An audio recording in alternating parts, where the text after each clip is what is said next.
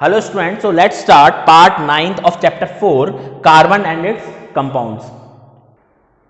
So students, as we know that isomers are some organic compounds which have same identical formula, but there are lot of difference between their physical properties and chemical properties. So isomers ऐसे compounds होते हैं जो जिनकी chemical formula तो जिनका same होता है, but structure के डिफरेंस होने के कारण फिजिकल और केमिकल प्रॉपर्टीज डिफरेंट हो जाती हैं.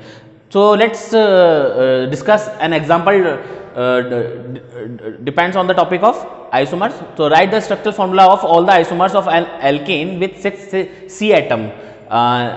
कितने एटम दे रखे हैं? नंबर ऑफ एटम 6 हैं, 6 कार्बन एटम दे रखे हैं और उसका कौन सा स्ट्रक्चर ड्रॉ करना है हमको? एल्केन का स्ट्रक्चर. ठीक है, एल्केन आ गया. एल्केन का जनरल फॉर्मूला CnH2n+2. ठीक है, और ये कौन सा हो गया आपका? Saturated hydrocarbon compounds. तो CnH2n+2 में अगर हम n की वैल्यू रखते हैं 6, क्योंकि C एटम्स कितने रखे हैं? 6. So we get C6H12. हमको क्या मिलेगा? C6H14. अब हमको C6H14 के आइसोमर्स ड्रॉ करने, उनके स्ट्रक्चरल आइसोमर्स ड्रॉ करेंगे. तो फर्स्ट सबसे पहले हम ड्रॉ करेंगे चेन फॉर्म स्ट्रक्चर, जो सबसे सिंपलेस्ट फॉर्म होता है. ठीक है, तो सबसे पहले हमने 6 कार्बन आइटम ज्वाइन किए. उन कार्बन आइटम को हमने सिंगल बॉन्ड से कनेक्टेड किया. ये हमारी फर्स्ट स्टेप थी. सेकंड स्टेप क्या होती है? Fulfil all the valencies by the hydrogen atom. कि हमको जितनी भी अनसेटिस्फाइड वैलेंसी हैं उनको हमको हाइड्रोजन एटम से फुलफिल करनी होती हैं. अब देखिए, वी हैव 14 हाइड्रोजन एटम्स. हमारे पास कितना हाइड्रोजन एटम्स है? 14 है. अब रिक्वायरमेंट कितने की भाई? इधर देखें, इस कार्बन को 3 की और लास्ट वाले कार्बन को 3 की, यानी number of first carbon and number of 6 carbon need to be 6 carbon atom. इनको 6 हाइड्रोजन एटम्स की जरूरत है. कार्बन ही हाइड्रोजन. तो S3 मैंने यहां कनेक्ट किया, S3 मैंने यहां कनेक्ट किया, और जितने भी 1 2 3 4 यानी जो 4 कार्बन एटम्स हैं, पोजीशन की अगर बात करें तो 1 2 3 4 5 6, अगर 6 कार्बन है तो पोजीशन नंबर 2 3 4 और 5, इन पोजीशन वाले कार्बन को 2 हाइड्रोजन की नीड है. तो देखिए 2 2 2 2, ये कितने हो गए? ये हो गए 8 एंड 3 11 एंड 3 14, यानी हमारे पास 14 हाइड्रोजन है और 14 ही हमको नीड है एक स्ट्रेट लॉन्ग चेन फॉर्म करने के लिए. तो अगर हम S3 फर्स्ट पे कनेक्ट करें, 3 लास्ट पे कनेक्ट करें, बीच में 2 कनेक्ट करते हैं, तो we get a simple chain structure form of C6H14 हमको मिल जाता है, एक आइसोमर. अब चेन के बाद हम बात बनाएंगे न्यू ब्रांचेस कैसे फॉर्म होती है.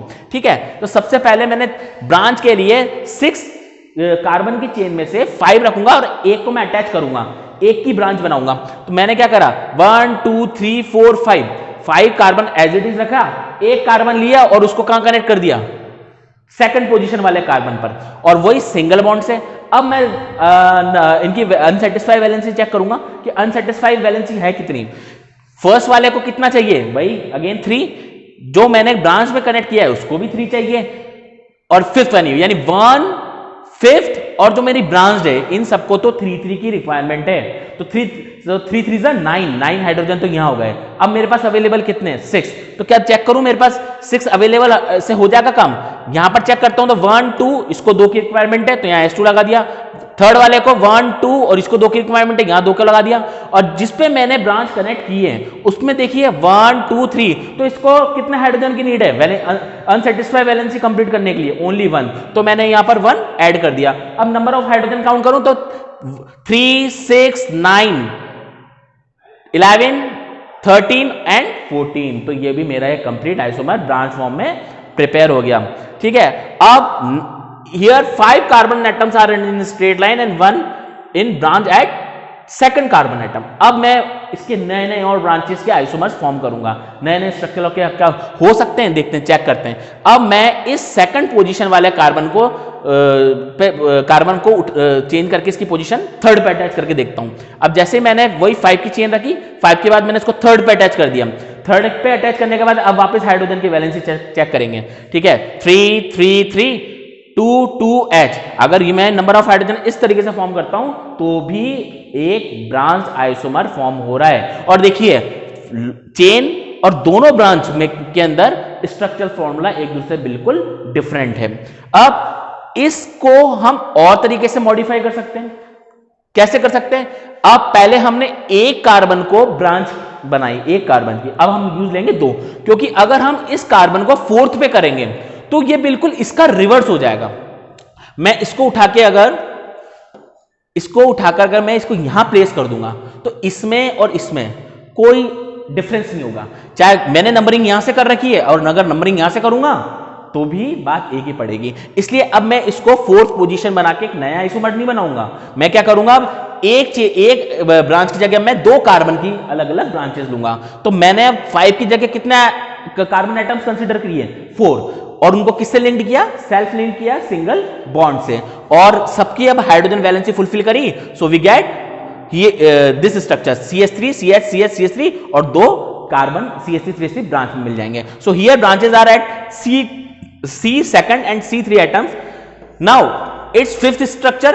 अब देखिए 2 को अटैच करने के बाद अब कैसे और फॉर्म कर सकते हैं कि अगर मैं एक ही कार्बन पर 4 कार्बन को लिंक्ड करूं, यानी 4 अलग अलग ब्रांचेस निकालूं एक ही कार्बन से, तो देखिए ये मैंने बीच में कार्बन रखा और 4 अलग अलग कार्बन से सेल्फ लिंक कर दिए सिंगल बॉन्ड से, ठीक है, और लास्ट वाले कार्बन को मैंने सिंपल छोड़ दिया CH3, और अब इनकी वैलेंसी सेटिस्फाई करता हूं। सो यहां पर भी hydrogen number of hydrogen atoms हैं जो कि हमारे पास 14 है, ये भी इस स्ट्रक्चर को फुलफिल करते हैं, या we can say that fulfil all the unsatisfied valencies of carbon. So now next is functional group. Yes, next is functional group. Carbon can also form bonds with other elements such as halogen, oxygen, nitrogen, sulfur, etc. देखिए carbon other element hydrogen, oxygen, nitrogen, sulphur के साथ भी bonds बनाता है, और इन bonds को, इन atoms को हम क्या कहते हैं? Hetero atom. These are called hetero atoms. These atoms or the group of atoms replace one or more hydrogen atom of the hydrocarbon and are responsible for the chemical reactivity of the compound regardless of the length and the nature of the carbon chain. अब देखिए जब carbon इनके साथ bond formation करेगा तो वो क्या करेगा? हाइड्रोकार्बन में से हाइड्रोजन को रिप्लेस करेगा और ये खुद वहां पर आके प्लेस हो जाएगा, तब जाके क्या बनेंगे हमारे? एक नए फंक्शनल ग्रुप। और ये फंक्शनल ग्रुप की जो प्रॉपर्टीज होगी ये पहले वाले हाइड्रोकार्बन से बिल्कुल डिफरेंट होगी। और क्यों होगी? वो होगी इन एलिमेंट्स की वजह, क्योंकि कार्बन ने अब किन एलिमेंट के साथ बॉन्डिंग करी है? हैलोजन, ऑक्सीजन, नाइट्रोजन जैसे अदर एलिमेंट्स के साथ। और ये बात याद रखना जरूरी है, ये अटैच लिंक्ड होंगे कैसे? ये होंगे हाइड्रोजन की जगह, ये और कहीं अपनी जगह नहीं ले सकते। Hence, these are called functional group. तो जब ये एलिमेंट्स कार्बन के साथ अटैच होके नया ग्रुप फॉर्मेशन कर रहे हैं, ऐसे ग्रुप्स को हम किस नाम से जानते हैं? फंक्शनल ग्रुप्स के नाम से। Thus, functional groups may be defined as an atom or as a group of atom which makes a carbon compound reactive and decide its property regardless of the length and the nature of the carbon. ठीक है, तो इससे carbon की जो length है, उसकी property है, उसके लेंथ का नेचर है, ये सब इस फंक्शनल ग्रुप के ऊपर डिपेंड करेगा। और ये फंक्शनल ग्रुप एक एटम भी हो सकता है और ग्रुप ऑफ एटम भी हो सकता है। Some important functional groups are tabulated below. So here are some functional groups in carbon compounds. देखिए कुछ जो फंक्शनल ग्रुप है, और वो फंक्शनल ग्रुप्स किससे मिलकर बनते हैं? हेटेरो एटम से। तो अगर हम बात करें ClBrFi means chlorine, bromine, fluorine और आयोडीन, इनको फंक्शनल ग्रुप किस नाम से आते हैं? इनका फंक्शनल ग्रुप हैलो के नाम से। तो यानी जब कार्बन कंपाउंड का नाम हम डिसाइड करेंगे तो उनके नाम में इन फंक्शनल ग्रुप की वजह से क्या यूज होगा? अगर क्लोरीन है उस फंक्शनल ग्रुप में तो क्लोरो यूज होगा, ब्रोमीन है तो ब्रोमो यूज होगा, फ्लोरीन है तो फ्लोरो यूज होगा, और आयोडीन हो तो आयोडो यूज होगा। अगर ये एटम प्रेजेंट है तो इन नेम्स का एज अ प्रीफिक्स या सफिक्स यूज किया जाएगा। Now the formula of functional groups. अब देखिए सिंपल सा जो एलिमेंट है उसको कनेक्ट करने के लिए Cl सिंगल बॉन्ड के साथ, Br भी सिंगल बॉन्ड के साथ, F और I सब सिंगल बॉन्ड के साथ कनेक्ट होंगे, and these are the substitute of H atoms means hydrogen atom की जगह ही आएंगे, हाइड्रोजन एटम को रिप्लेस करेंगे और वहां पर खुद आके प्लेस हो जाएंगे।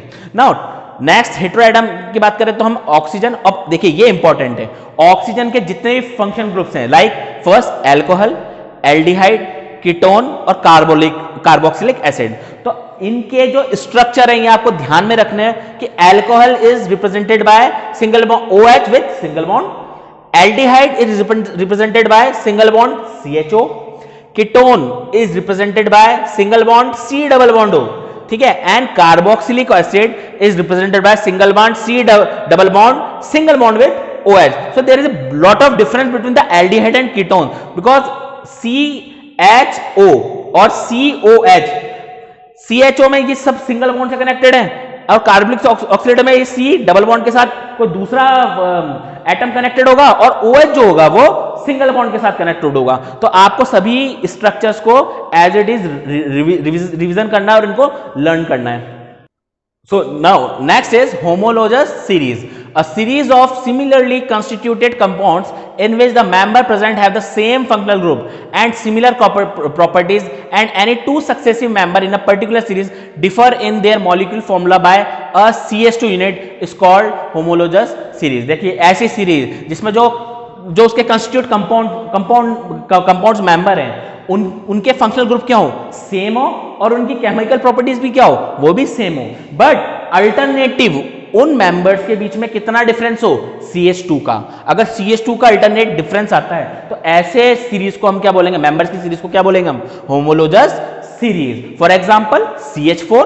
अब देखिए CH4, C2H6, C3H8, C4H10 are the members of alkane family. ये एल्केन की होमोलोजस फैमिली का एग्जाम्पल दिया गया है. अब देखिए अगर C3H8 में से मैं CH2 रिमूव कर दूं सो वी गेट C2H6, C4H10 में से मैं CH2 रिमूव कर दूंगा तो वी गेट C3H8. सो हर मेंबर के बीच में कितना डिफरेंस आ रहा है, CH2 का. So now next is characteristics of a homologous series. All the member of a homologous series can be represented by the same general formula. यानी simple way में जो सेम जो जिसका जनरल फॉर्मूला है उसी फॉर्मूले से वो रिप्रेजेंटेड होंगे. Any two adjacent homologies differ by one carbon atom and two hydrogen atoms in their molecular formula. ये वही बात है, one carbon atom और two hydrogen atom, मतलब यही CH2 का डिफरेंस आएगा. Third, all the compounds of a homologous series show similar chemical properties. ये हमने डेफिनेशन में डिस्कस किया है, ये केमिकल प्रॉपर्टीज जो होगी वो सिमिलर होगी. Next is with increase in the molecular mass the gradual changes in the physical properties occurs. Example, the melting and the boiling point increases with the increasing molecular mass. अब देखिए होमोलोजस series में जैसे जैसे number of hydrogen atoms और carbon atoms बढ़ेंगे तो obviously बात है कि उनका मॉलिक्यूलर मास भी बढ़ेगा. And that's why due to this reason the physical properties will be change. उनकी फिजिकल प्रॉपर्टी में भी क्या आएगा, चेंजेस आएगा. और साथ में उनके जो मेल्टिंग पॉइंट्स और बॉइलिंग पॉइंट्स हैं वो भी इंक्रीज होंगे, क्योंकि जितने ज्यादा होंगे तो स्ट्रॉन्ग इंटरमॉलिक्यूलर फोर्स भी बढ़ेगा. And last characteristics is the difference in the molecular mass of any two adjacent homologous और मेंबर इज 14U. यानी दो एडजेसेंट के बीच में जो मतलब CH2 का डिफरेंस है, इसका मॉलिक्यूलर उस मेंबर का जो मास है वो 14U से ज्यादा होगा, ग्रेटर देन होगा, या हम कह सकते हैं कि दोनों के मास में, दो मेंबर्स के मास में 14U का डिफरेंस होगा. अब ये 14U का डिफरेंस कैसे होगा, देखिए CH2 का डिफरेंस होता है, ये हमें पता है. कार्बन का एटॉमिक मास कितना होता है, 12. हाइड्रोजन का एटॉमिक मास कितना होता है, 1. और हाइड्रोजन का कितने एटम है, 2. तो 2 into 1 2 plus 12. So that's why we can say that there is a difference of molecular mass is 14U. So now this chapter has finished. Thank you.